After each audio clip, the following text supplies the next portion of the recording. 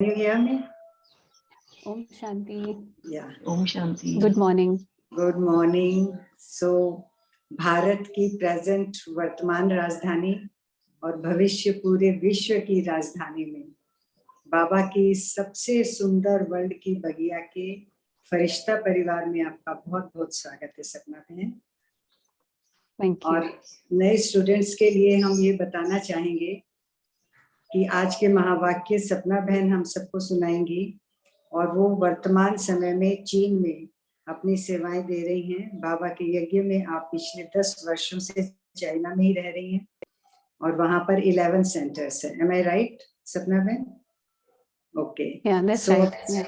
या सो अब हम सुनते हैं कि आज मीठे प्यारे बाबा ने हम बच्चों से क्या मीठी मीठी बातें करी हैं, क्या उनसे फिलॉसफी के पॉइंट्स नए नए रिवील किए हैं और क्या हमको आज पूरे दिन के लिए रूटीन में चेक पॉइंट्स दिए हैं। ओम शांति सपना बहन। Om Shanti. Good morning. First of all, thanks to Sangeeta Ben. Am I audible clearly? Yes. मुझे भी अच्छा लग रहा है जैसे आपको अच्छा लग रहा है अपने परिवार से मिलना।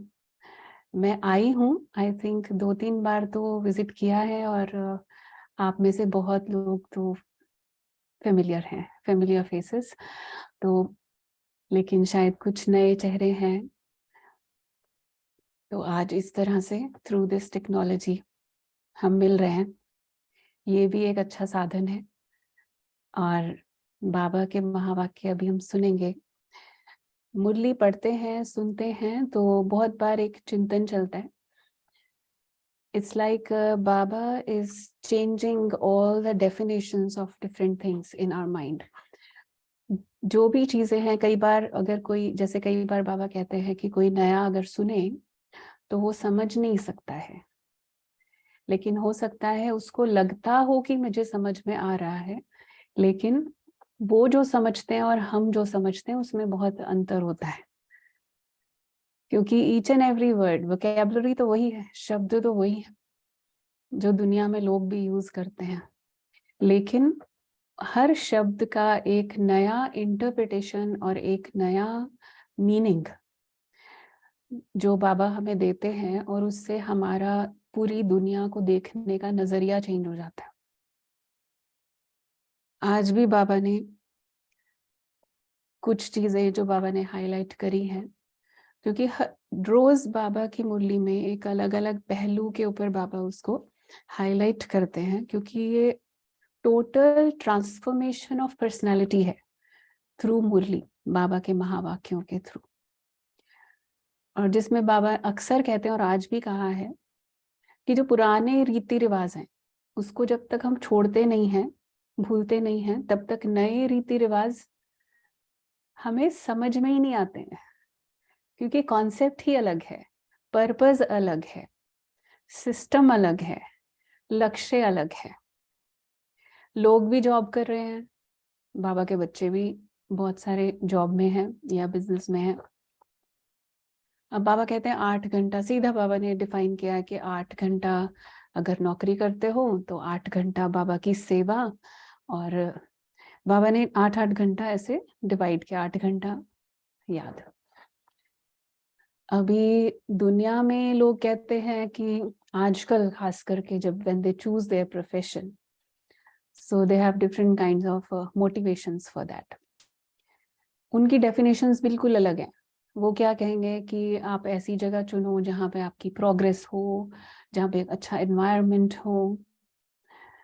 और बाबा क्या कहेंगे, आप जहाँ जा रहे हो आप एनवायरनमेंट क्रिएट करने जा रहे हो, आप उस एनवायरनमेंट से इन्फ्लुएंस होने नहीं जा रहे हो, ना ही पॉजिटिवली ना ही नेगेटिवली। हमको इन्फ्लुएंस नहीं होना है उनसे, हमें उनको इन्फ्लुएंस करना है। तो हमारा पर्पस बिल्कुल डिफरेंट है। और काम अगर हम कर रहे हैं तो शरीर निर्वाह अर्थ कर रहे हैं। जब भी बाबा ने बोला कि कमाना है या शरीर निर्वाह अर्थ कर्म करना है, तो स्पेसिफिकली कहा है शरीर निर्वाह अर्थ, मतलब जितना शरीर को चलाने के लिए जरूरी है उतना, उसके एक्स्ट्रा जो भी है वो बाबा के बच्चों का क्या होता है, सेवा अर्थ। क्योंकि हमें खुशी किस में मिलती है?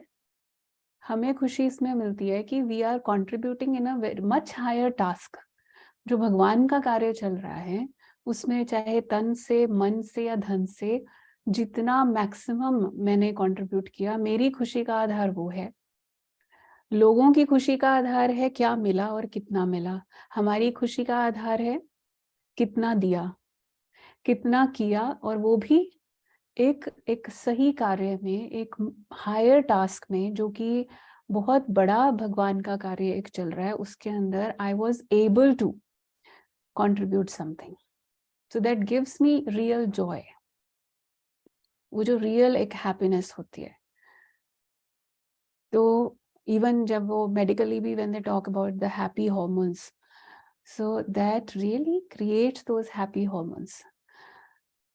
जब हम कुछ करते हैं, चाहे हम सेवा के लिए समय निकालते, हम याद में बैठते, because that's not easy.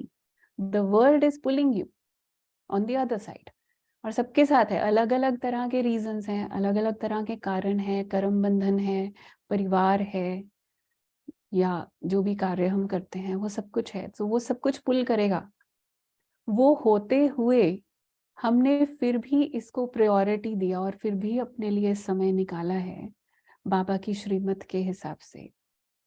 तो that gives you happiness the moment, you know, every time आप सिर्फ बाबा के घर में आके ही बैठते हो, आप बहुत सारी चीजों को रिजेक्ट करके आए हो। चाहे आप 1 घंटे के लिए आए, आपके सामने भी बहुत सारी और ऑप्शंस थी, लेकिन आपने उन सारी ऑप्शंस को रिजेक्ट किया और आप बाबा के घर में आके बैठे। सो इट्स सेल्फ अचीवमेंट है ना। तभी तो बाबा कहते हैं कदम में पदम है आपके। तो बाबा ने सक्सेस की डेफिनेशन हमारी चेंज कर दी, खुशी की डेफिनेशन चेंज कर दी, ब्यूटी की डेफिनेशन चेंज कर दी, पाप और पुण्य की डेफिनेशन चेंज कर दी हमारे लिए, स्वर्ग और नर्क की डेफिनेशन चेंज कर दी। तो उन नई डेफिनेशंस के साथ, नए पर्सपेक्टिव के साथ हम दुनिया को देखते हैं, बिल्कुल डिफरेंट तरीके से देखते हैं। तो लोग कैसे समझेंगे? आप क्या सोचते हो कैसे समझेंगे? Don't expect that they will understand you, they can not, क्योंकि उनकी परिभाषा, उनकी डेफिनेशन टोटली डिफरेंट है। तो इसलिए ये तो और ही नशे की बात है।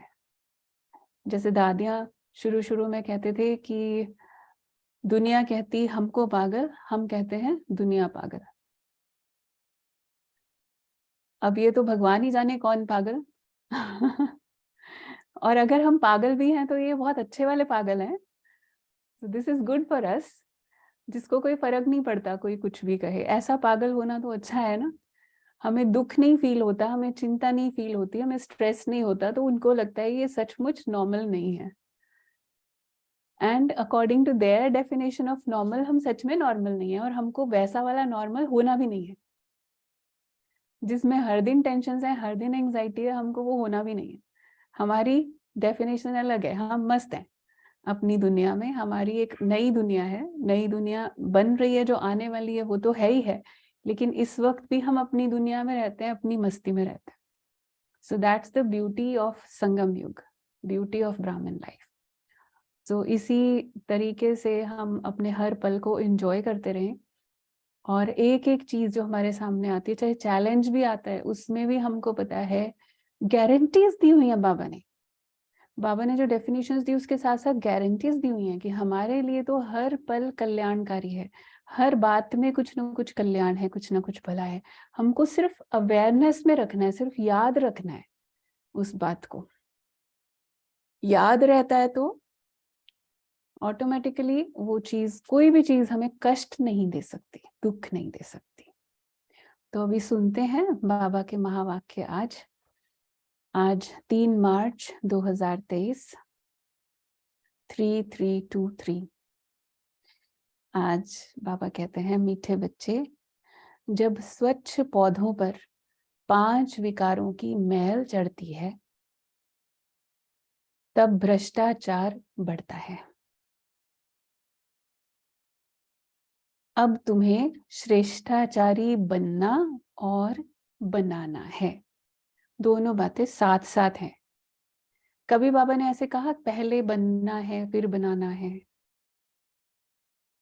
ऑलवेज बाबा क्या कहते हैं, समझना है और समझाना है, पढ़ना है पढ़ाना है, बनना है बनाना है, क्योंकि दोनों चीजें साथ साथ चलती हैं। प्रोसेस ही ऐसा है, क्योंकि जब हम बना रहे होते हैं दूसरे को, किसी को समझाते हैं, ज्ञान सुनाते हैं, वो भी एक्चुअली हमारे बेनिफिट के लिए होता है, हमारे लिए रिमाइंडर होता है। तो इसलिए वो भी बनने का ही प्रोसेस है। बनना और बनाना दोनों साथ साथ चलते हैं। और जब आपको पता है कि आप दूसरे को इंस्पायर कर रहे हो किसी ना किसी रूप में, या फिर दूसरा आपसे प्रेरणा ले रहा है, जब आपको ये पता होता है तो आपका अटेंशन अपने ऊपर ज्यादा होता है, because we are on the stage. हमको ये हमेशा याद होता है। तो प्रश्न है आज का, श्रेष्ठ बनने के लिए श्री श्री शिव बाबा की श्रेष्ठ मत कौन सी मिलती है? श्रेष्ठ बनने के लिए श्री श्री शिव बाबा की श्रेष्ठ मत कौन सी मिलती है? उत्तर है, श्रेष्ठ बनने के लिए बाप की श्रीमत मिलती है, बच्चे कम से कम 8 घंटे मेरी सर्विस पर रहो। तो मतलब श्रेष्ठ बनने का, एलिवेटेड डायरेक्शन में हमको जाने का फॉर्मूला है ये, 8 घंटा मेरी सर्विस पर रहो। 8 घंटा भल उस गवर्नमेंट की सर्विस करो जो भी जॉब करते हो, लेकिन 8 घंटा मुझे याद करो व स्वदर्शन चक्र फिराओ। फिर दैट इज इंक्लूडेड उसमें। बाकी का 8 घंटा जो रहा वो बाबा ने आराम के लिए दिया है। वैसे हमको जो योगी आत्मा है उनको 8 घंटे आराम चाहिए नहीं है, तो वो एक्स्ट्रा है, उसमें से भी हम जितना निकाल के याद में लगा सकते हैं। दिस इज तो मिनिमम रिक्वायरमेंट बाबा ने बताया ना। तो ये फॉर्मूला है श्रेष्ठ बनने का। जो कहा 8 घंटा याद करो और सेवा करो, उसमें याद में भी सेवा है और सेवा में भी याद है, साथ साथ है ना। साथ साथ शंख ध्वनि करो, सबको कहो कि ग्रस्त व्यवहार में रहते कमल फूल समान रहकर बाप से वर्षा लो। सबको भी कहना है ये।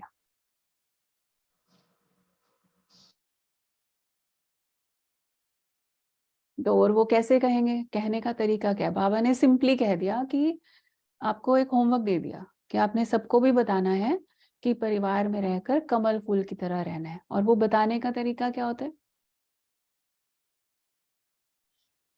हमारी अपनी खुद की लाइफ एग्जाम्पल, हमारी स्थिति example, that's the only way.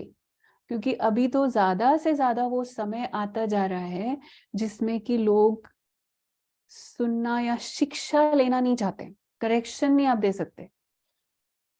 आप इंस्पायर कर सकते हो, करेक्ट नहीं कर सकते। तो इंस्पायर आप कैसे करेंगे? जब आप एग्जाम्पल हैं।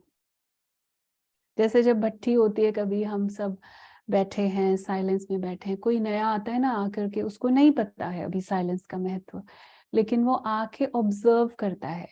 और अगर वो आवाज की दुनिया से आ रहा है बाहर से और वो एकदम से कुछ ऊंची आवाज में बोलता है, तो उसे खुद रियलाइज होता है। उसको किसी ने कहा नहीं कि चुप हो जाओ, लेकिन सब लोग साइलेंस में बैठे हैं तो उसको खुद एक एक अच्छी फीलिंग आती है और खुद के लिए लगता है कि नॉट राइट, मैंने बोला तो जैसे गलती कर दी।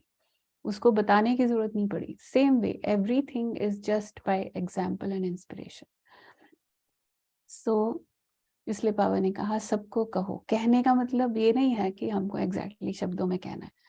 गीत है, किसने ये सब खेल रचाया, अपने आप सभी कुछ करके अपना आप छिपाया। ओम शांति।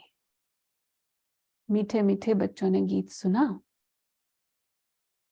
बच्चे पहले बहुत ही सतयुग के सुख भोगते थे, बहुत मस्त थे, खुशियां ही खुशियां थी। सिर्फ भारत ही था और कोई खंड नहीं था। भारतवासी यथा राजा रानी तथा प्रजा सब बहुत मजे में थे, खुशी में थे। कभी कोई भ्रष्टाचार नहीं होता था। सतयुग में देवी देवता श्रेष्ठाचारी थे, जिन्हों की कितनी महिमा गाई जाती है।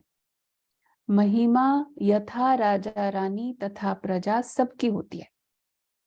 सभी के सभी 33 करोड़ देवी देवताओं को नमन किया जाता है ना। जब करते हैं तो महिमा सबकी है।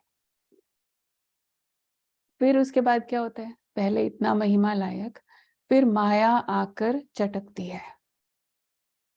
तो जब बाबा सुना रहे हैं तो हमारे सामने अपना एक विजन क्रिएट होता है ना, हम क्या थे फिर क्या बनते हैं, तो एक रियलाइजेशन आती है। ये भी ड्रामा बना बनाया है जिसको अच्छी रीति समझना है।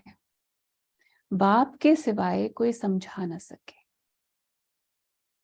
बाप ही भारत और विश्व को सदा सुखी शांतमय बनाए, सब कुछ करके फिर खुद छुप जाते हैं। तो ये महिमा है ना, कंप्लीट महिमा क्या है, अपने आप सभी कुछ करके अपना आप छिपाया। And this is a learning also. जैसा बाप वैसे बच्चे होने चाहिए ना। तो मुझे अगर कहीं कभी लगता है कि किसी को पता तो चले मैंने किया, so I should realize that कि महिमा लायक भगवान भी महिमा लायक तब बना जब अपना सब कुछ करके फिर अपने आप को छिपा लिया। जिसने जितना अपने को छिपा लिया उतना वो महिमा के लायक बन गया। उसको ड्रामा और बाबा प्रत्यक्ष करेगा किसी ना किसी रूप में। जिसको कुछ नहीं चाहिए उसको सब कुछ मिलता है, ये ड्रामा का नियम है। और जिसको चाहिए वो तो फिर है ही भिखारी ना, वो तो है ही भिखारी, वो तो राजा है ही नहीं। राजा की क्वालिटी क्या है, उसका हाथ कभी भी ऐसे है ही नहीं। और हम राजयोगी हैं, राजा बन रहे हैं।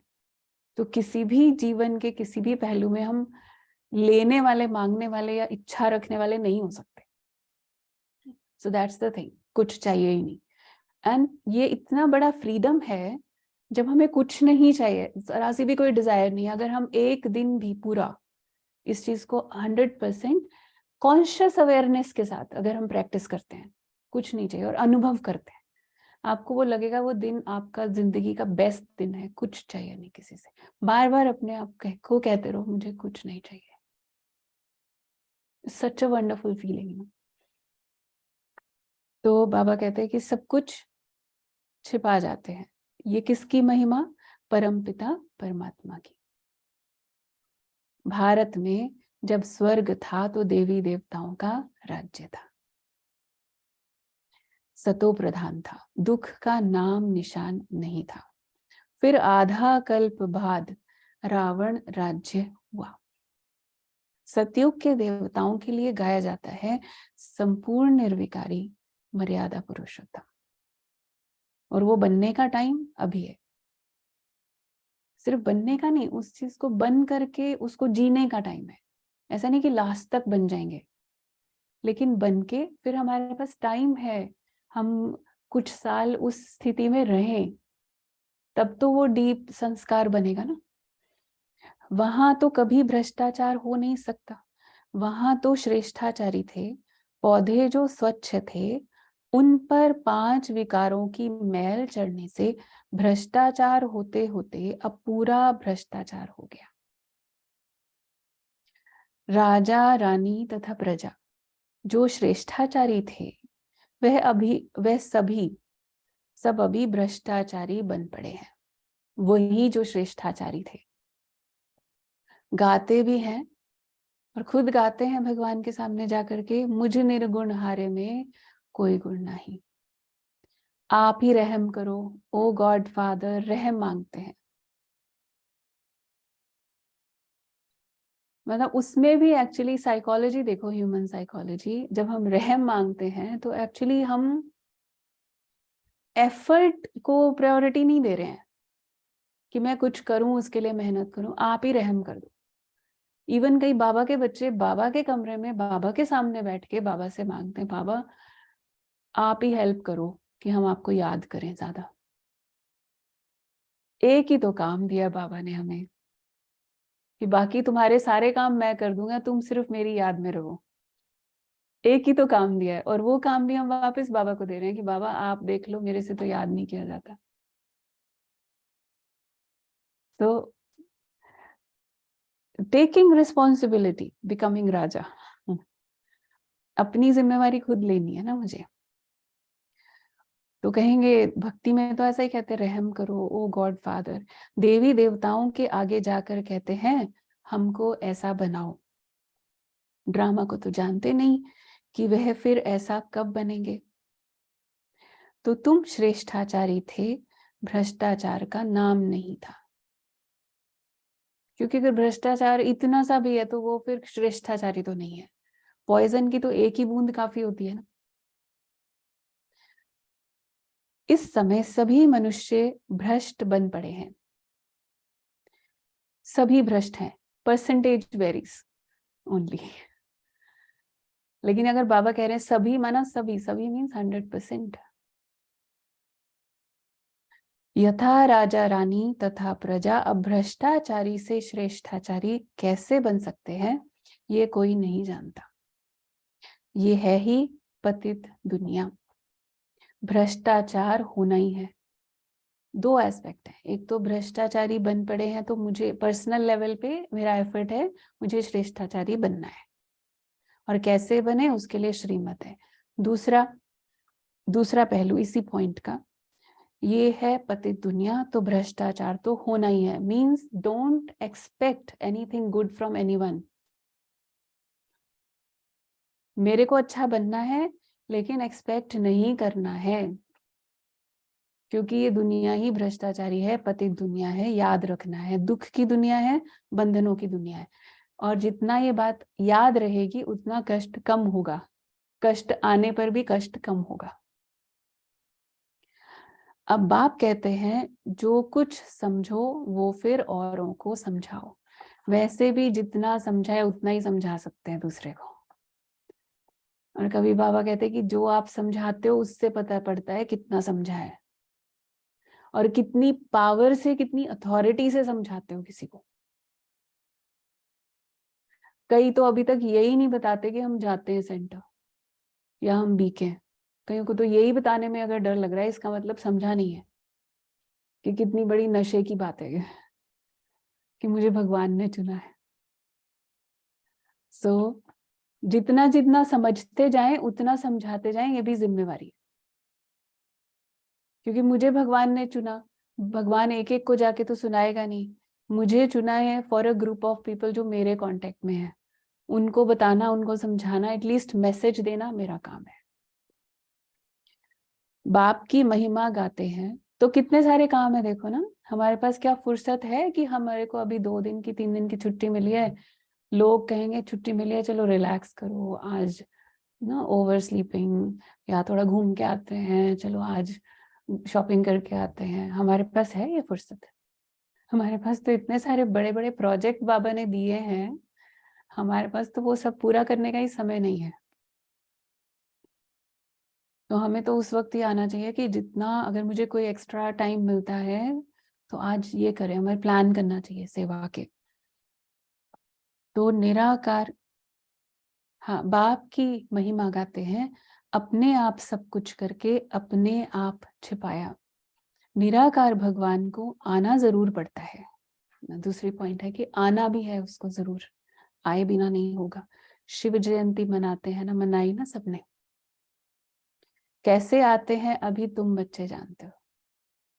शिव है पतित पावन, उनको आना ही तब है जब सारी सृष्टि पतित बन जाती है। उसको आकर पावन बनाना है। टाइटल ही यही है, पतित पावन।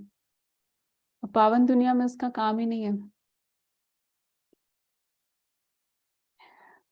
सो 2-4 को तो पावन नहीं बनाएंगे ना। भगवान आए और सिर्फ 1-2 के लिए तो नहीं आएगा। सारी दुनिया ही जब इस स्थिति में है, एक ही बार सारी सफाई करनी है ना उसको। यथा राजा रानी तथा प्रजा पावन थे, फिर अब यथा राजा रानी तथा प्रजा पतित हैं। अभी तो राजा रानी है नहीं, जानते हैं राजे लोग थे, अब उन्हों की राजाई है नहीं ना। जैसे पार्टीशन के बाद फिर धीरे धीरे सबकी, तब तक भी थी ना राजधानियां अलग अलग, उसके बाद सबको फिर एक साथ एक कर दिया। ब्रिटिश गवर्नमेंट थी तो साहूकार लोग, जमींदार आदि धन देते थे। कोई ने 20-30 हजार दिया तो टाइटल मिल जाता था, खरीदे जाते थे टाइटल। बाबा अनुभवी है ना, बाबा ने रथ भी तो पूरा अनुभवी लिया, हर चीज का पता है। शिव बाबा ने भी अनुभवी रथ लिया है, ऐसा वैसा रथ थोड़ा ही लेगा। यूं ही कह देते हैं कोई, उसी में क्यों आता है। कोई कहेगा बाबा क्या अगले कल्प में अगर मैं बाबा को कहूं तो मेरे में आ सकता है। सो ये सिर्फ प्रवेशता की बात नहीं है, बट उस आत्मा के पूरे पार्ट की बात है, पूरे कल्प में। बड़े बड़े राजाएं होते हैं तो वे घोड़े भी बहुत फर्स्ट क्लास रखते हैं। शिव बाबा का आंसर। जानवरों में भी कोई कोई तो बहुत अच्छे होते हैं, जैसे ऊंट कोई बहुत अच्छे होते हैं, बैठो तो जैसे एरोप्लेन चलता है। रेगिस्तान का जहाज ऐसा बोलते हैं ना, कोई तो ऐसा होता है जो बहुत डंडे लगाने पड़ते हैं। बाबा कहते तो बरोबर ये भारत 5000 वर्ष पहले स्वर्ग था। अभी बाबा क्यों मिसाल देते हैं, यहाँ पे भी तो ऐसे है ना, अलग अलग प्रकार के। कोई तो ऐसे चलने वाले, अपने आप चलने वाले, कोई को फिर डंडे लगा के बार बार रिमाइंड करा कर चलाना पड़ता है। कितना टायरिंग होगा ना किसी को, आपको एक ही बात के लिए बार बार याद कराना पड़े तो। होता है ना ऐसा, अगर फैमिली में भी कोई एक मेंबर भी ऐसा होता है, कई बार बच्चा ही ऐसा होता है, एक ही बात हमें, हमारे मन में है कि हम उसे और भी कुछ सिखाएं, वो पहला स्टेप ही नहीं सीख रहा है, वो ही भूल जाता है, फिर उसको याद कराना पड़ता है, फिर याद कराना पड़ता है। तो समटाइम्स वी लूज पेशेंस। लेकिन बाबा इतने सालों से समझा रहे हैं, फिर भी मीठे बच्चे। लेकिन एक टाइम आ जाएगा, जैसे कि जो अंत का समय आ जाएगा, फिर ये एकदम से पार्ट चेंज हो जाएगा। उससे पहले पहले जब तक बाबा मीठे बच्चे कह रहे हैं, उसी में ही हम अपने आप को ठीक कर लें तो अच्छा है, क्योंकि उस वक्त तो न्यूट्रल हो जाएगा भगवान फिर लास्ट में। तो बाबा कहते कोई तो ऐसा होता है जो बहुत डंडे लगाने पड़ते हैं, तो बरोबर ये भारत 5000 वर्ष पहले स्वर्ग था। ये तो मशहूर है, क्रिश्चियन लोग भी कहते हैं क्राइस्ट से 3000 वर्ष पहले स्वर्ग था। तो बरोबर कल्प 5000 वर्ष का हो गया ना। खुद ही कल्प की आयु बतलाते हैं, फिर सतयुग को लाखों वर्ष कह देते हैं। ऐसी ऐसी पॉइंट्स बाबा समझाते हैं। तो इसीलिए ज्ञान जो है वो बहुत ये गहरी स्टडी है। अगर हम अच्छे से स्टडी करते हैं तो हम किसी भी बात का आंसर दे सकते हैं, कोई बोलता है कुछ तो ऐसी ऐसी पॉइंट्स बाबा समझाते जो धारण कर दूसरों को समझानी है। परंतु आज बाबा रिजल्ट दे रहे, परंतु समझाते नहीं है। बाबा ने कहा धारण कर दूसरों को समझानी है। अब किसी किसी के माइंड ने इंटरप्रेट किया, हमने धारण करनी है और दीदी ने समझानी है। हमने तो बस धारण करनी है।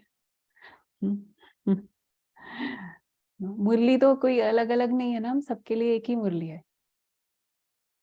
चाहे सेंटर पे समर्पित बहनें हैं, चाहे घर में रहने वाले, गृहस्थ में रहने वाले हैं, कुमारियां हैं, कुमार हैं, अदर कुमार हैं, जो भी हैं, सबके लिए एक ही मुरली है। So we can not pick and choose. धारण करना, समझाना। अभी तुम बच्चे जानते हो, बरोबर हम श्रेष्ठाचारी थे, यथा राजा रानी तथा प्रजा श्रेष्ठ थे, शेर बकरी इकट्ठे जल पीते थे। तो मतलब अगर सतयुग में जाना है तो इस वक्त शेर बकरी इकट्ठे जल पीने की प्रैक्टिस करनी पड़ेगी। आपके आसपास अलग अलग संस्कार वाले हैं ना, तो इकट्ठे जल पीने की प्रैक्टिस करनी पड़ेगी। नहीं तो आजकल तो ट्रेंड हो गया, छोड़ दो, नहीं एडजस्ट होता छोड़ दो। एस्केप करना, इग्नोर करना, बात बंद कर देना, व्हाट्सएप ब्लॉक कर देना, ये सबसे इजी वे लगता है अभी लोगों को। बाबा क्या सिखा रहे हैं? बाबा सिखा रहे हैं शेर बकरी जहाँ इकट्ठे जल पीते थे उस दुनिया में जाना है तो संस्कार वैसा वाला चाहिए। रिजॉल्व करना है हमको, कॉन्फ्लिक्ट्स को बढ़ाना नहीं है कहीं पर भी। वहां कंस, जरासंधी, हिरण्यकश्यप आदि कुछ भी नहीं थे। तो अगर उनके वाला कोई एक संस्कार, एक असुर भी अंदर बैठा हुआ है तो जा नहीं पाएंगे वहां। असुर तो अंदर ही बैठे हुए ना, ये सारे कंस, जरासंधी और ये सब। इनको छोड़ करके फिर जब इकट्ठे जल पीना सीख जाएंगे तब उस दुनिया में जाएंगे। हिरण्यकश्यप आदि को सतयुग में और श्री कृष्ण को फिर द्वापर में ले गए हैं। रावण को त्रेता में ले जाते हैं। सब असुरों के अलग अलग नाम दे देते हैं। कुंभकर्ण आदि भी सब असुरों के नाम है। असुर है ना अलग अलग, जैसे देवी देवता है अलग अलग स्पेशलाइजेशन वाले, ऐसे असुर भी अलग अलग स्पेशलाइजेशन में है।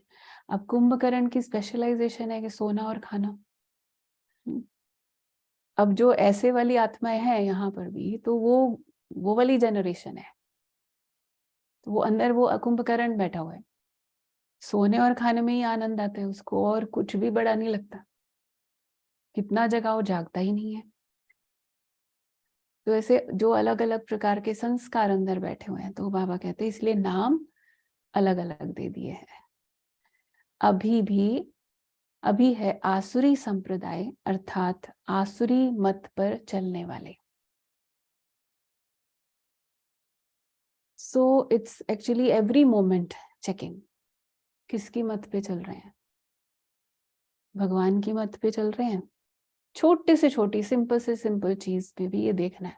कई बार वो चीज हमें अपेरेंटली ऐसा लग नहीं रहा कि उस चीज से कुछ नुकसान हो रहा है, लेकिन भगवान की मत तो नहीं है।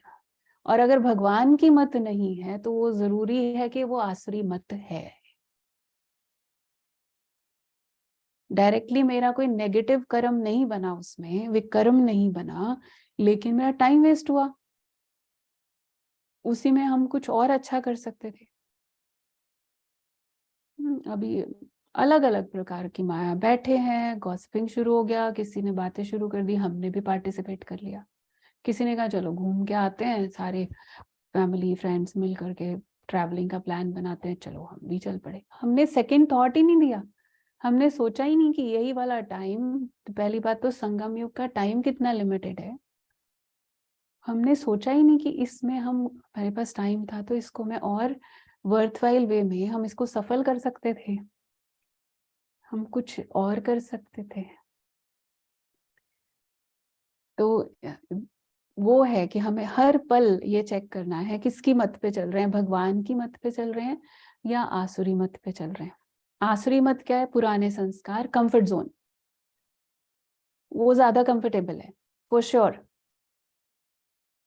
वो कंफर्टेबल है, टेम्परेरी मजा है उसमें, आनंद भी है।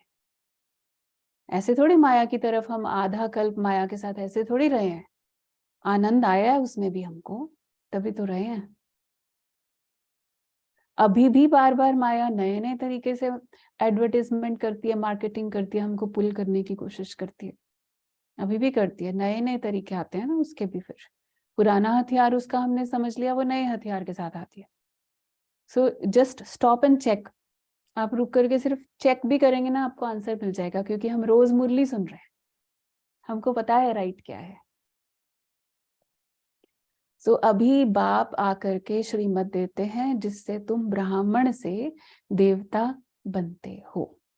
परम पिता परमात्मा ब्रह्मा के मुख कमल से ब्राह्मण, देवता और क्षत्रिय धर्म की स्थापना करते हैं। दूसरा कोई धर्म वहां होता नहीं है। सतयुग त्रेता में तो दूसरा कोई धर्म स्थापन हुआ ही नहीं है। कहाँ हो रहा है? यहाँ ब्राह्मण, देवता, क्षत्रिय सभी यहाँ पर बन रहे हैं। ब्राह्मण जो बने उसी में से कुछ देवता कुछ क्षत्रिय बनेंगे, वो हम डिसाइड करेंगे हमने कितने मार्क्स लिए। दोनों युग की एज को एक जैसी 1250 वर्ष है। सतयुग में दैवी राज्य, त्रेता में क्षत्रिय राज्य, सूर्यवंशी और चंद्रवंशी। ये सूर्यवंशी और चंद्रवंशी राजधानी किसने स्थापन की? क्या ऐसे कहेंगे कि चंद्रवंशी राजधानी राम ने स्थापन की? सूर्यवंशी राजधानी लक्ष्मी नारायण ने स्थापन की? नहीं, नहीं, दोनों ही स्थापन करने वाला परम पिता परमात्मा शिव बाबा है। स्वर्ग का रचयिता है बाप। सत्युग त्रेता की राजाई रची गई, गाया भी जाता है परमपिता परमात्मा ने ब्रह्मा मुख से ब्राह्मण, देवता और क्षत्रिय धर्म रचा। बाप कहते हैं ये जो तुमको ज्ञान सुनाता हूं वह फिर प्रायलोप हो जाएगा,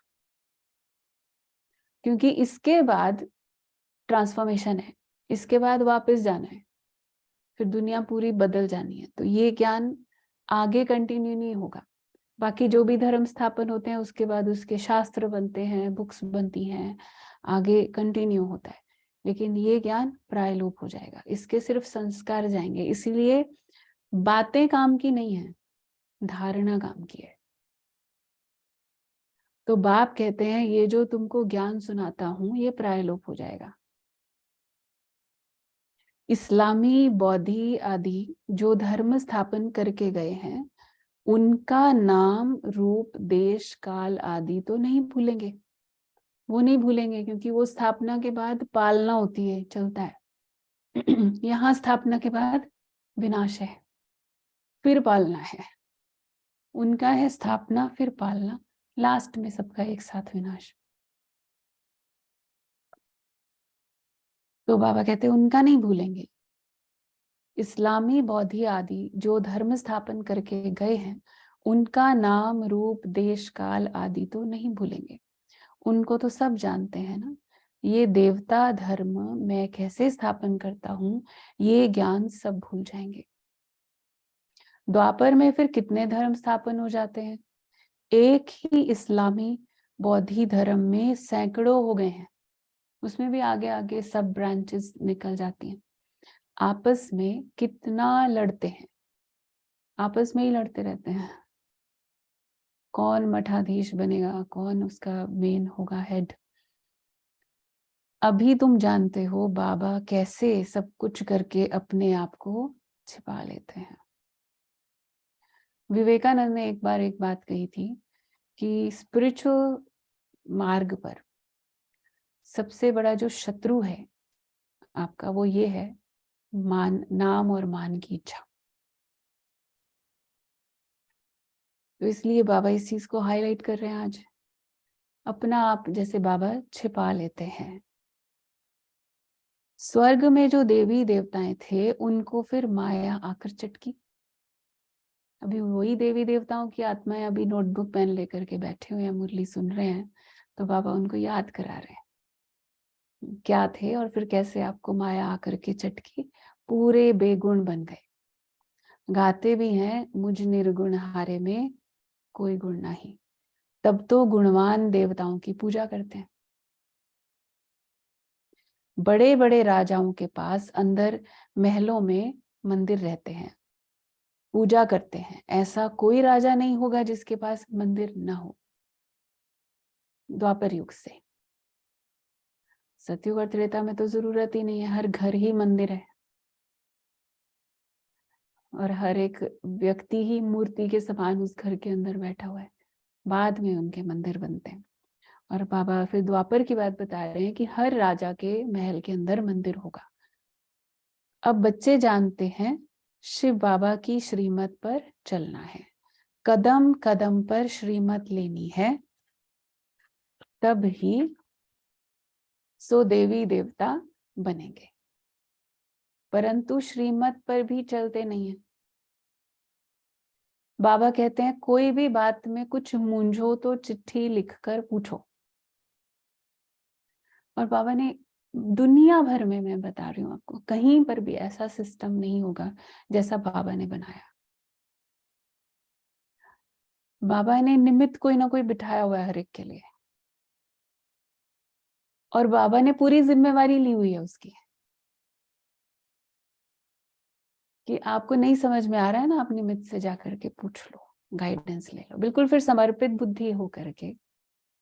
समर्पित बुद्धि में आपको ये सोचने की जरूरत नहीं है। कई बार ना अलग अलग तरह के फैक्टर्स बॉडी कॉन्शियसनेस के आ जाते हैं उसमें, ये कैसे बताएंगे, ये तो इनका तो परिवार ही नहीं है, हमारे परिवार की समस्याओं में कैसे बताएंगे, या क्वालिफिकेशन, एज, बहुत कुछ देखते हैं। कई बार वो देख करके सोचते हैं पता नहीं ये ठीक बता रहे हैं या नहीं, इनको दुनिया का अनुभव कहाँ है, तो दुनिया से अलग बैठे हैं।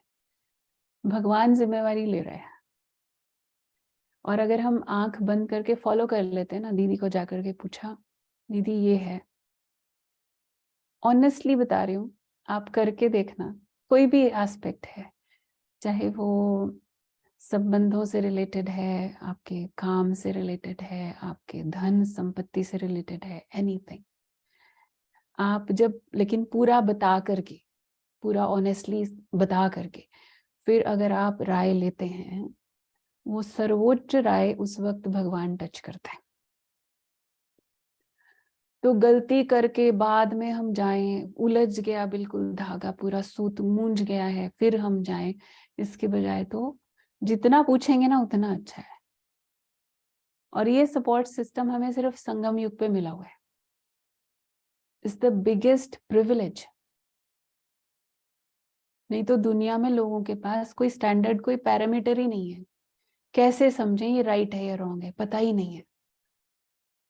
कोई ऐसा भी होता है ना जो बहुत अच्छा होता है और सच में वो चाहता है कि मेरे से कोई गलती ना हो, मेरे से कोई पाप ना हो जाए, अनजाने में भी मेरे से कोई भूल ना हो जाए, लेकिन उसको कोई बताने वाला नहीं है, गाइड करने वाला कि पाप क्या है और पुण्य क्या है। और यहाँ तो बाबा ने हमें इतना अच्छा सपोर्ट सिस्टम दिया है, रोज की मुरली हमें गाइड कर रही है। अच्छा, उसमें फिर भी हमें कुछ सही हम नहीं समझ पा रहे हैं, हमारे सामने साकार में इंस्ट्रूमेंट्स बैठे हैं, और फिर बाबा कह रहे हैं अगर आपने राय ली, उन्होंने राय दी और आपने उस राय को माना, तो पूरी जिम्मेवारी मेरी है। फिर अगर कुछ ऊपर नीचे भी होगा तो मैं ठीक कर दूंगा, क्योंकि आपने श्रीमत का पालन किया है। इससे बड़ी गारंटी कोई दे सकता है क्या? तो we should use this privilege ना। सो बाबा कहते हैं श्रीमत पर चलते ही नहीं है। बाबा कहते हैं कोई भी बात में कुछ मूंझो तो चिट्ठी लिखकर पूछो, बाप को याद करो। माया ऐसी है जो स्वर्ग स्थापन करने वाले परमपिता परमात्मा को याद करने नहीं देती, क्योंकि वही तो हमारा शक्तिशाली बनने का माध्यम है, वही वो कट करती। बाबा जानते हैं तूफान बहुत आएंगे, परंतु चिट्ठी लिख पूछना चाहिए इस हालत में क्या करें। बच्चे की शादी है, इस हालत में क्या करें। कोई मरा है, क्या करें। मत लेनी चाहिए हर चीज में। ये नहीं बस कि फिक्स हो गई शादी बच्चे की और सब कुछ अरेंजमेंट करके कार्ड दे दिया बाबा के कमरे में कि बाबा की ब्लेसिंग ले लो। मत लेनी है कि कितना करना है, कैसे करना है, ताकि हमारे फर्दर कर्म बंधन ना बने। हमारे ऑलरेडी सिर के ऊपर बोझ इतना है, वो उतारना है या और बनाना है। राय लेनी है, करने से पहले राय लेनी है हर चीज की, तो हल्कापन रहेगा बहुत। कोई मरा है, क्या करें, ये भी मत लेनी चाहिए। श्रेष्ठ बनना है तो श्रीमत पर चलना है। श्री कृष्ण की मत तो हो ना सके, श्री कृष्ण पतित दुनिया में कैसे आ सकता है। श्री कृष्ण की आत्मा खुद अंतिम जन्म में राजयोग सीख रही है। सिर्फ श्री कृष्ण की आत्मा है क्या?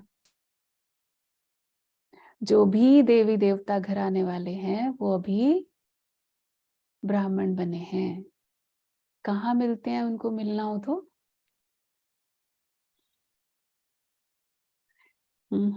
Yes, raise your hands.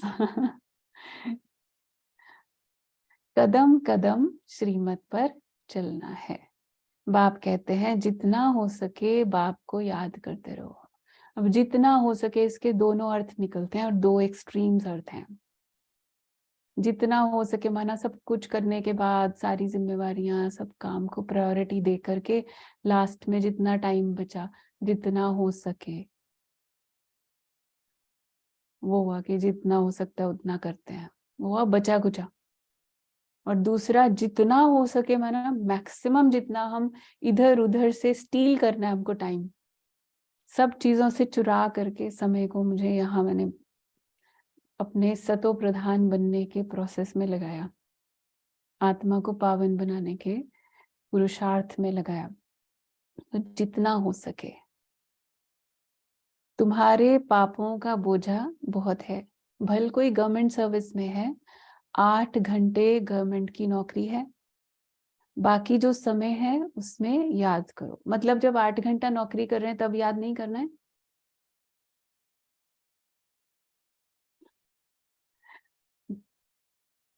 हम अगर, वो भी बाबा ने कर्म योग की अलग अलग विधियां बताई हुई है ना, कि उसमें भी हम श्रीमत के अनुसार चलते हैं, हर एक को आत्मिक स्थिति में देखते हैं और कर्म के बंधन में नहीं बंधते हैं किसी भी प्रकार के, कोई भी कुछ भी गलत ऐसा नहीं करते हैं, तो वो भी याद है।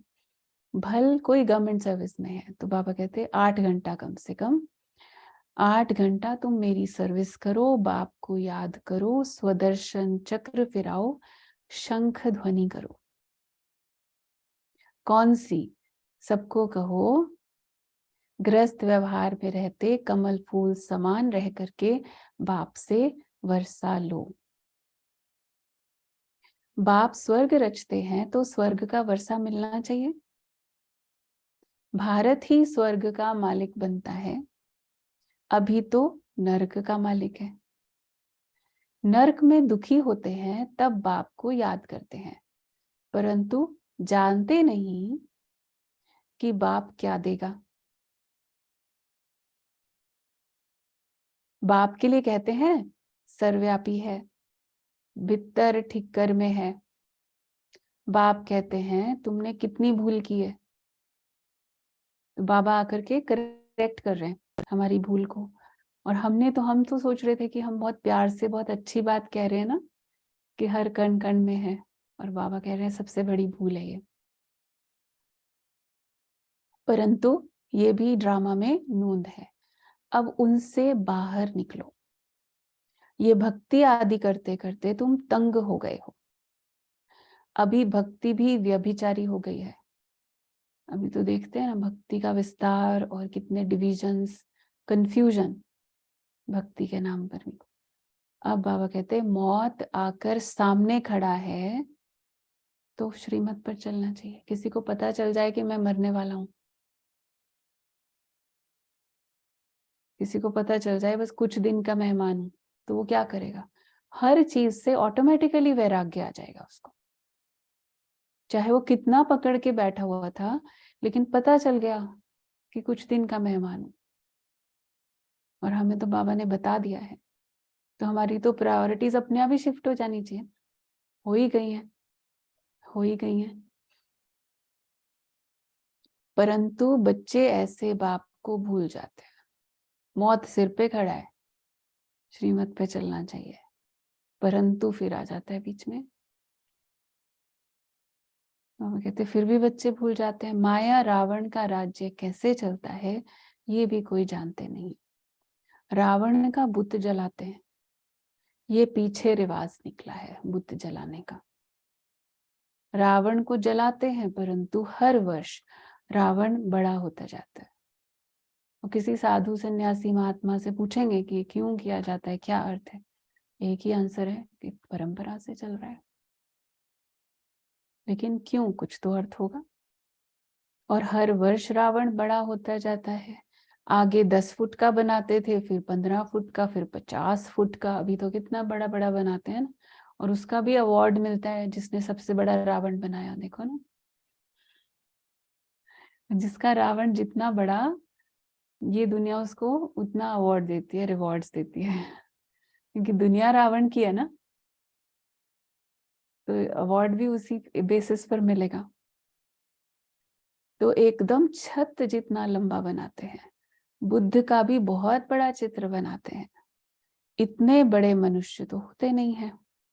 जास्ती में जास्ती मनुष्य 6 फुट होंगे, लक्ष्मी नारायण भी इतने ही होंगे। ऐसे नहीं वहां आयु बड़ी होती है तो बड़े बन जाते हैं। अब ऐसे थोड़ी कोई अगर 80 साल तक 90 साल तक जी रहा है तो वो लंबा ही होता जाएगा, ऐसा तो नहीं है ना। अब वो 150 साल की आयु है, इसका मतलब ये नहीं है कि बड़े हैं। बड़ा बड़ा मतलब एलिवेटेड, श्रेष्ठ, स्थिति श्रेष्ठ है, उसका यादगार है। तो उन्होंने सिंबॉलिकली बड़े बड़े दिखा दिए 6 फुट। बाबा कहते जास्ती में जास्ती मनुष्य 6 फुट होगा, नॉर्मल तो वही लगता है। उससे ज्यादा अब 7-8 फुट कोई होता है तो वो तो अब नॉर्मल में ही गिना जाता है। फिर लक्ष्मी नारायण भी इतने ही होंगे, ऐसा नहीं लक्ष्मी नारायण है वो राजा रानी है तो वो ज्यादा बड़े होंगे साइज में, ऐसे नहीं वहाँ। हाँ, ऐसे नहीं वहां आयु बड़ी होती है तो बड़े बन जाते हैं, नहीं, मनुष्य तो मनुष्य ही है। जैसे अभी देखते हैं भिन्न भिन्न वैरायटी है, कोई काले कोई कैसे, है ना, अलग अलग दुनिया में आप जाओ, अलग अलग दुनिया के हिस्से में अलग अलग तरह के फीचर्स और कलर्स मिलेंगे, स्किन कलर्स भी। भारत में सुंदर भी थे, अभी श्याम बने हैं। सुंदर बनाने वाला है बाबा। तो अभी बाबा सुंदरता की, ब्यूटी की डेफिनेशन रीडिफाइन कर रहे हैं। सुंदर भी किस आधार से बनते हैं? वो है हसीन मुसाफिर, वो तुमसे बात कर रहे हैं, बात करके ही सुंदर बना देता है। रोज बात कर करके हमारे मन को सुंदर कर देता है। पहले तो हमारे विचार सुंदर हो जाते हैं, जब सोच बदल जाती है तो सब कुछ बदल जाता है। हमारा नजरिया दुनिया को देखने का, दूसरों को देखने का, बिहेवियर, सब कुछ तो चेंज हो जाता है। तो बाबा कहते हैं उनको भूलना नहीं चाहिए, जो सुंदर बना रहा है उसको तो भूलना नहीं चाहिए। इनको यानी साकार को भल भूल भी जाओ। अब ये ब्रह्मा बाबा है, साकार बाबा की निर्माणता है, हम्बल है ना बाबा। बाबा कहते हैं इसको भले भूल भी जाओ लेकिन उसको नहीं भूलना है। लेकिन उसको नहीं भूलना है तो इसको भी नहीं भूलना है। जैसे दादियों से कई बार हम, मुझे याद है दादी जानकी के पास बैठे थे सब टीचर्स, तो क्वेश्चन आंसर ऐसे चलते थे ना। तो दादी से पूछा कि दादी जब आप बाबा कहते हो तो आपके सामने कौन से बाबा की इमेज आती है, ब्रह्मा बाबा या शिव बाबा? तो दादी मुस्कुरा करके कहते हैं कि हमने तो दोनों को कभी अलग देखा ही नहीं। ब्रह्मा तो ब्रह्मा तभी है ना जब उसमें शिव बाबा है, और शिव बाबा हमें मिला कैसे? ब्रह्मा के द्वारा मिला। तो जब, अब चाहे बाबा कहे या बाप दादा कहे, हमारे सामने तो दोनों ही आते हैं, कभी अलग हुए ही नहीं और हो ही नहीं सकते। अगर हम ये करते हैं अलग अलग तो ये हम भूल करते हैं। फिर बाबा माना एक साथ हैं दोनों, संगम युग पे परिचय ही उसके द्वारा मिला है हमको। तो बाबा कहते हैं हमेशा समझो बाबा हम सजनियों को खूबसूरत परिजादा बनाते हैं। कहते हैं ना एक तालाब है, मानसरोवर बताते हैं ना, जहाँ डुबकी लगाने से मनुष्य परी बन जाते हैं। तो अभी ये क्या चल रहा है? वही काम चल रहा है। ज्ञान मानसरोवर में डुबकी लगा रहे हैं हम रोज, और बाबा हमको परी बना रहे हैं, परी और परिजादे बना रहे हैं, हम परियां बन रहे हैं। तो मुरली सुनते हुए अगर ये फीलिंग आए कि हम परियां बन रहे हैं तो कितना आनंद आएगा। एक एक शब्द बाबा का जैसे हम सुनते जा रहे हैं तो वो जैसे श्रृंगार हो रहा है, मेरा आत्मा का श्रृंगार कर रहे हैं बाबा। कहते हैं ना, हाँ अभी तुम समझते हो, ज्ञान सागर द्वारा ज्ञान की परी बन जाते हैं। अभी तो नर्क की परी हो ना। नर्क की परियां कौन सी हैं? जो ब्यूटी क्वींस के अवार्ड्स मिलते हैं जिनको, अभी बाबा उनकी बात कर रहे हैं। वो नर्क की परियां हैं, उनको देख के तो हमें लगना भी नहीं चाहिए कि ये ब्यूटीफुल है। तो दिस इज हाउ बाबा ने अभी डेफिनेशन चेंज कर दिया ब्यूटी का। कितने सारे नए डेफिनेशन दिया ना बाबा ने, आज हर रोज देता है। तो बाबा कहते हैं वो नर्क की परियां हैं। भल कितना भी कोई फैशन करे, पाउडर आदि लगावे, फिर भी है तो नर्क में ना। तो इसलिए वो चीज तो हमें प्रभावित कर ही नहीं सकती है। तो बाबा कहते कोई से भी पूछो ये स्वर्ग है या नर्क है, कहते हैं साहूकारों के लिए स्वर्ग है। इसका मतलब समझा ही नहीं है स्वर्ग क्या है। स्वर्ग नर्क को भी जानते नहीं है, तो श्रीमत का ख्याल रखना चाहिए। श्रीमत को भी जानते नहीं। जिसने इतना श्रेष्ठ बनाया उनका नाम रूप ही गुम कर दिया। गाते हैं तुम मात पिता हम बालक तेरे। अब मात पिता किसको कहा जाता है ये तुम जानते हो। जरूर जिसमें बाप प्रवेश कर रचना रचते हैं उनको माता कहेंगे। तो माता कौन हो गई? ब्रह्मा माँ, बड़ी माँ।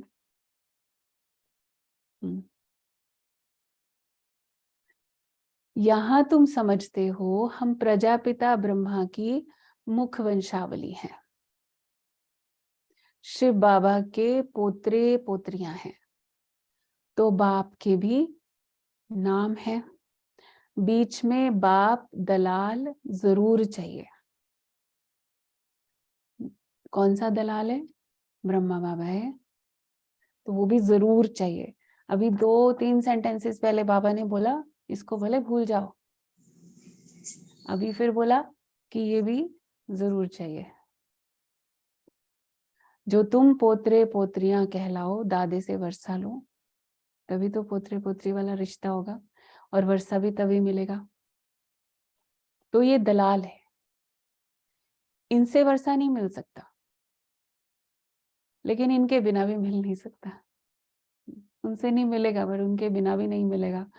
तो दोनों बातें इंपॉर्टेंट है समझने के लिए। इनको भी वर्षा शिव बाबा से लेना है, शिव बाबा की मत पर चलना है। तुम्हें ब्रह्मा के द्वारा शिव बाबा से वर्षा मिलता है, परंतु बाबा कहते हैं तुम इनको भी भूल जाओ।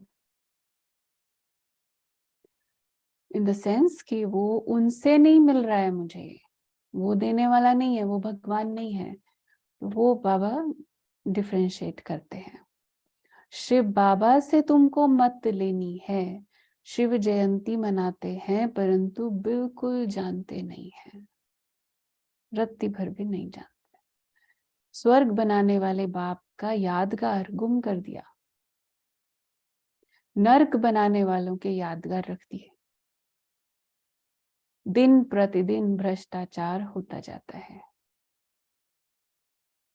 और जितना देखो भ्रष्टाचारी और अपवित्र बनते जाते उतना ही ज्यादा और ही अपनी पूजा करवा रहे हैं। बाबा कई बार कहते पहले वाले तो फिर भी कंपैरेटिवली पवित्र थे, लेकिन उन्होंने कभी भी ऐसा नहीं कहा कि हम पावन हैं। तो नर्क बनाने वालों के यादगार रख दिए हैं। दिन प्रतिदिन भ्रष्टाचार होता जाता है। कोई को एक मिनट,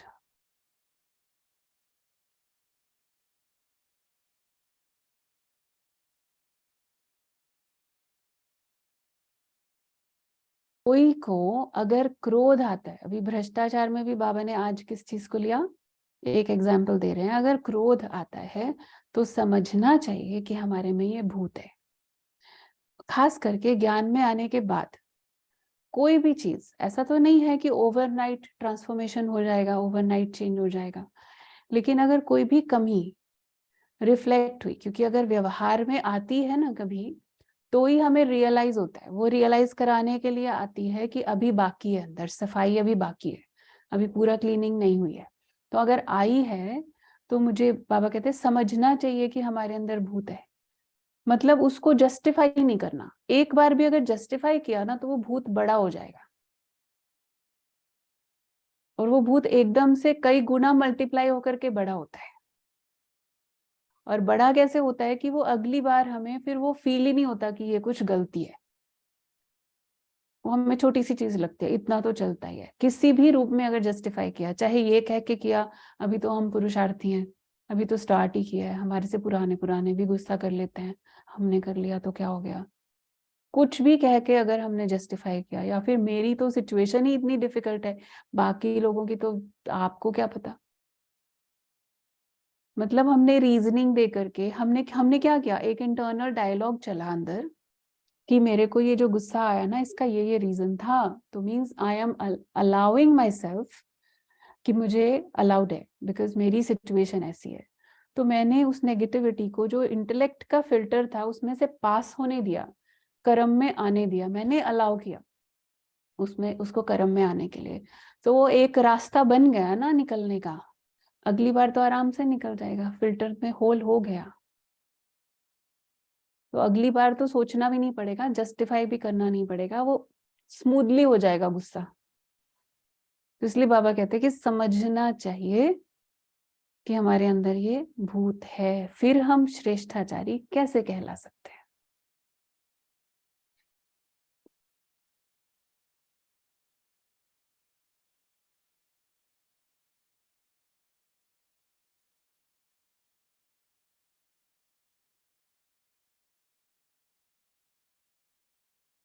कोई को अगर क्रोध आता है तो समझना चाहिए हमारे में ये भूत है, फिर हम श्रेष्ठाचारी कैसे कहला सकते हैं।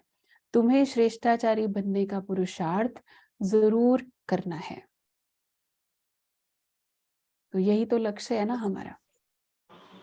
अच्छा, मीठे मीठे सिकिलधे बच्चों प्रति माता पिता बाप दादा का याद प्यार और गुड मॉर्निंग।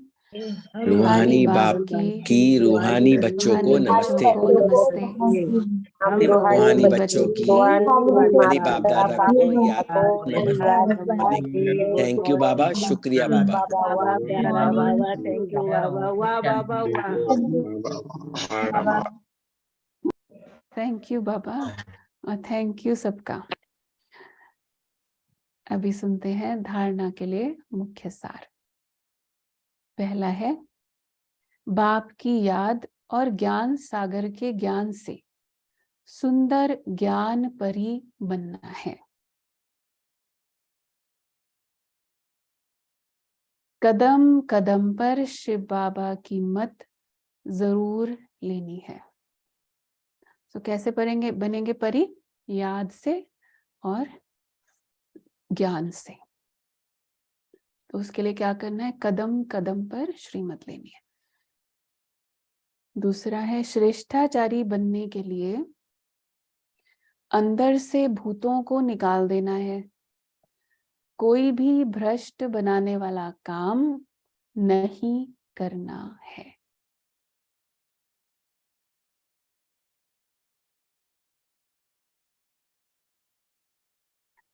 वरदान है,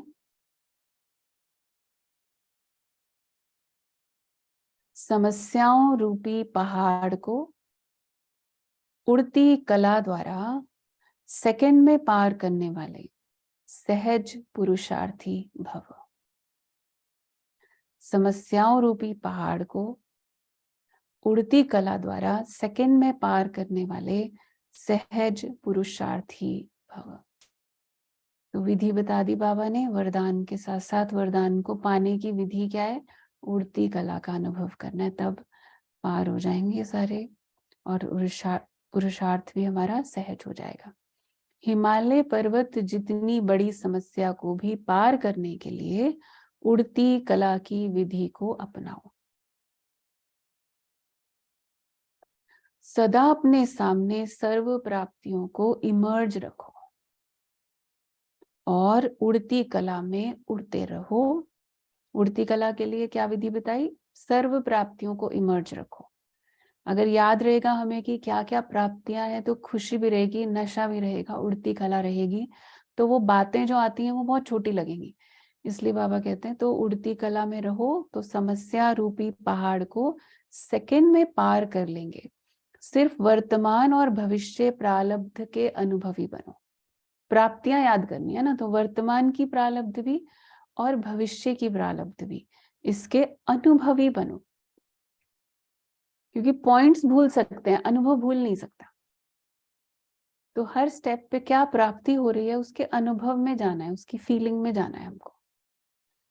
तो जैसे स्थूल नेत्रों द्वारा स्थूल वस्तु स्पष्ट दिखाई देती है, ऐसे बुद्धि के अनुभव के नेत्र द्वारा प्रालब्ध स्पष्ट दिखाई दे। हर कदम में पद्मों की कमाई जमा करते रहो।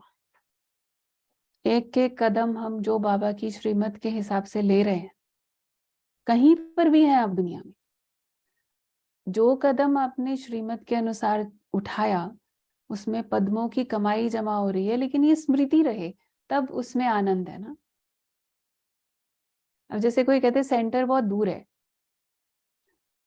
कई को भी मुंह से कईयों के निकलता है कि ना इतना टाइम वेस्ट होता है, ऑनलाइन ही सुन लेंगे, सेंटर दूर है। अब वो वेस्ट नहीं हो रहा, मुझे रियलाइजेशन क्या चाहिए कि जितना अगर मैंने आधा घंटा लगाया जाने में, तो वो आधे घंटे के एक एक सेकंड में पद्मों की कमाई जमा हो रही है, क्योंकि ईच एंड एवरी स्टेप, जो भी कदम मैं श्रीमत के अनुसार चला रही हूँ, श्रीमत है ना, रोज जाके क्लास सुननी है, अगर मैंने वो कदम उठाया है श्रीमत के अनुसार, तो हर कदम में कमाई जमा हो रही है, वेस्ट थोड़ी हो रहा है। तो इसी तरह से हर चीज में ये अवेयरनेस रहे, ये स्मृति रहे। स्लोगन है, जो सबका आदर करते हैं वही आदर्श मूर्त बनते हैं। जो सबका आदर करते हैं वही आदर्श मूर्त बनते हैं। सच अ ब्यूटीफुल थिंग कि आदर करने से आदर्श बन जाएंगे। और अगर हमें ये समझ में आ गया, जैसे कोई फॉर्मूला होता है किसी चीज का, एक फॉर्मूला मिल जाए तो आपको कुछ दिमाग नहीं लगाना, बस वो फॉर्मूला लगाना है। आपको कुछ भी आगे पीछे लंबी चौड़ी कैलकुलेशंस नहीं करनी पड़ती, आप सिर्फ फॉर्मूले में अपनी सिचुएशन को उस फॉर्मूले के हिसाब से आप डालते हैं, रिजल्ट आ जाता है। तो फॉर्मूला क्या लगाया? आदर करना है सबका। सबका माना सबका, फिर चाहे कोई बड़ा है, छोटा है, बीके है, नॉन बीके है, कोई भी है, ज्ञानी अज्ञानी कोई भी है, क्योंकि हर आत्मा सम्मान चाहती है। आप कितनी भी अच्छी बात सुनाओ, लेकिन अगर सम्मान सहित, आदर सहित सुनाओगे तो वो सुनेगा, लेकिन नहीं तो आपने कितनी भी अच्छी बात की वो रिजेक्ट कर देगा। तो आप आदर्श भी तभी बन सकते हैं जब आप आदर करते हैं, और फिर रिटर्न में आदर सम्मान तो मिलेगा ही मिलेगा। अगर हम देंगे, दूसरा लॉ, दूसरा फॉर्मूला है, जो देंगे वो पाएंगे। अच्छा जी, ओम शांति। ये थे आज के बाबा के महावाक्य। अच्छा, आज का पॉइंट, अव्यक्त इशारे। अपने सब खाते चेक करो। तन से कितना जमा किया, मन के दिव्य संकल्प से कितना जमा किया, और धन को श्रीमत प्रमाण श्रेष्ठ कार्य में लगाकर कितना जमा किया। जमा के खाते तरफ विशेष अटेंशन दो। अगर जमा किया हुआ है तो समय पर दूसरों को दे सकेंगे, नहीं है तो समय पर धोखा खा लेंगे। धोखा खाना अर्थात दुख की प्राप्ति होना, क्योंकि हम अपने भ्रम में जी रहे थे, हमने सोचा ही नहीं कि ये सफल हुआ या नहीं हुआ। तो इसलिए अगर सफल भी करना है और समय पर सफल करना है, अभी समय चल रहा है सफल करने का, अभी समय चल रहा है इंश्योर करने का, तो मैंने अपना तन मन धन इंश्योर किया है, श्रीमत अनुसार लगाया तो मना इंश्योर किया, नहीं तो वो गया, वेस्ट है, वेस्ट है, कंप्लीटली वेस्ट है, क्योंकि साथ तो जाना नहीं है, ये तो हमें सबको क्लियर है। तो जितना मैंने यूज कर लिया सेवा अर्थ बाबा के कार्य में, वो मेरा सफल हो गया। और अगर मैंने, जैसे किसी के पास ऑप्शन था कि ये चीज को मैं, चाहे वो any example we can take, like किसी के पास एक घर है एक्स्ट्रा पड़ा हुआ, वो किराए पर दे करके और इनकम अपनी बढ़ा सकता है, पर वो देखेगा कि मुझे जरूरत है, मेरे पास ऑलरेडी सफिशिएंट है, जरूरत है क्या, नहीं, पर उसी स्थान को सेवार्थ भी दिया जा सकता है। उसके पास चॉइस थी, दोनों चॉइस थी, लेकिन उस चॉइस में से उसने चूज क्या किया, चूज किया कि मैं इस स्थान को सेवा के लिए दूं, तो इसमें जितनी आत्माएं आएंगी, एक तो पहले जब आपने वो राइट चॉइस आपने करी, उसका आपका खाते में जमा हो गया ऑलरेडी, और उसके बाद बोनस जितनी आत्माएं आएंगी और बेनिफिट लेंगी वहां पर आकर के, जिनका भी भला होगा, उस सबका कमीशन आपके खाते में जमा हो रहा है, फ्यूचर का जमा हो रहा है आपका। सिर्फ फ्यूचर नहीं, लेकिन बाबा कहते हैं अभी प्रेजेंट की भी तो प्रारब्ध है ना, और इसमें भी आपको खुशी मिल रही है। इसी तरह से समय है, आई हैड द चॉइस, जैसे हमने शुरू में कहा, चॉइस थी कि हम आराम से लेट उठ सकते थे, हमारे पास चॉइस थी। हमें कोई ऐसा तो नहीं है कि कोई जबरदस्ती हमें कह रहा है, हर चीज हमारे पास चॉइस है, पर हमने अगर उसमें से श्रीमत के अनुसार चूज किया कि मुझे अपने समय को कहाँ लगाना है, मुझे अपना नींद का समय कट करके मैंने योग में लगाया, मैंने अपना, समझो हम फ्रेंड्स के साथ समय बिताते थे ज्यादा, हमारे कुछ और सोशल ग्रुप्स थे, हम उसमें समय लगाते थे, हमने वहां से कट करके हमने सेवा में समय दिया। जहां जहां से हमने वो चॉइस, हमारे पास दूसरी चॉइस होते हुए भी हमने बाबा की श्रीमत के अनुसार समय को यूज किया, एनर्जी को यूज किया, धन को यूज किया, उतना एक तो उसी घड़ी जो खुशी मिलेगी वो प्रारब्ध होगी, और भविष्य की पदम गुना कमाई मेरी जमा हो रही है, और वो जमा करने का समय सिर्फ अभी है। इस रियलाइजेशन के साथ जितना जितना हम करते हैं, तो अपने आप ही चेहरा तो चमकेगा ना। तो वो वाली चमक तो किसी ब्यूटी पार्लर में नहीं मिलती है, किसी स्पा में नहीं मिलती है, कहीं से नहीं मिलती है। So this is the real soul spa, वो जो बाबा कर रहे हैं हमारा एवरी डे, है ना। अच्छा, ओम शांति।